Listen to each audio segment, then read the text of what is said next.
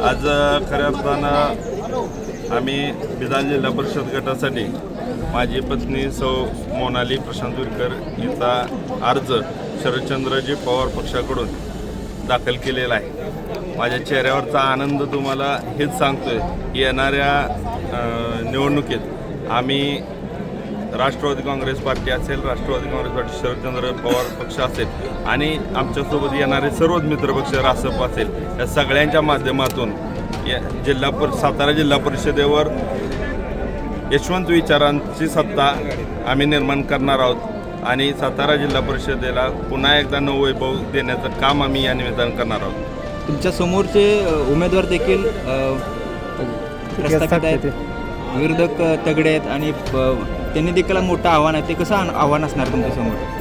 आमच्यासमोर आव्हान आहे, त्याचबरोबर ते एक महाराष्ट्रासमोरचं आव्हान उभं झालं आहे।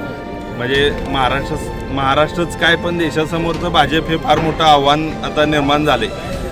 आज घराणेशाहीवर टीका करणारे आज घरातले 5-5 उमेदवार उभं करतायत। एक नव्हे तर 5 उमेदवार 5 गटातून उभे करायचे, ही घराणेशाही कुठल्या पद्धतीची आहे याचा खरंच जनतेने विचार करणं गरजेचं आहे। हे आव्हान कोणी विरोधी पक्षांसमोरचं नाही, तर हे सामान्य जनतेच्या समोरचं आव्हान आहे आणि त्याला जनताच मतदानातून उत्तर देईल। काय सांगताल, आता पुन्हा एकदा प्रचार होणार आहे, त्यावेळेस पाणी प्रश्नाचा मुद्दा डबल येणार आहे, पाणी मिळेल असं बिदाल गटात सांगणार? बिदाल गटात तुमच्याच साक्षीनं मी मागं पत्रकार परिषद घेतली होती आणि पाणी येणार हे विधानसभेच्या 4 टर्म झाल्या।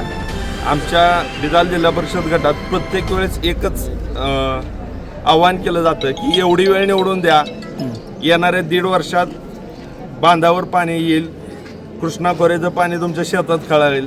पण 4 टर्म पंचवार्षिक गेल्या, जवळपास 20 वर्ष झाली, पण अजूनपर्यंत त्या पाण्याचा सुद्धा कुठं दिसला नाही। प्रत्येक इलेक्शनच्या सुरुवातीला हे पाण्याचं पाणीपूजन किंवा योजनेचं पूजन हे आंधळी धरणाच्या पाठीमागं आमदारांच्या बंगल्यावर होत असतं आणि तिथून पुढं त्याचं काही होत नाही। हे सर्वसामान्य जनतेनं ओळखलेलं आहे। आता फक्त सत्तेतून पैसा आणि पैशातून परत सत्ता हे समीकरण चाललं आहे, पण आम्ही सामान्य जनतेच्या पुढं हात जोडून कळकळीची विनंती करून आणि हे सगळं चित्र जे खोटं लबाड चित्र आहे हे दाखवून आम्ही जनतेच्या समोर जात आहोत आणि निवडणूक लढवत आहोत। विजन उमेदवारीबद्दल सध्या आता जिल्हा परिषदेची उमेदवारी आहे, जिल्हा परिषदेच्या अनुषंगानं बोललं पाहिजे। महाराष्ट्रात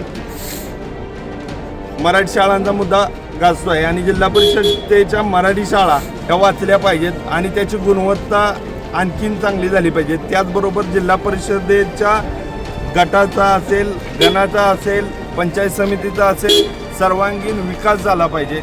सर्व योजनांचा सामान्य जनतेला त्याचा फायदा करून द्यायचा आणि त्याच्यातून सर्वसामान्य लोकांचं जीवन हे बहरायचं, हाच आमचा सर्वात मोठा अजेंडा आहे। सर्वसामान्यांसाठी सत्ता वापरायची, सत्तेतून पैसा आणि पैशातून सत्ता हे समीकरण आम्ही बदलण्यासाठी आम्ही मैदानात उतरलेलो आहे।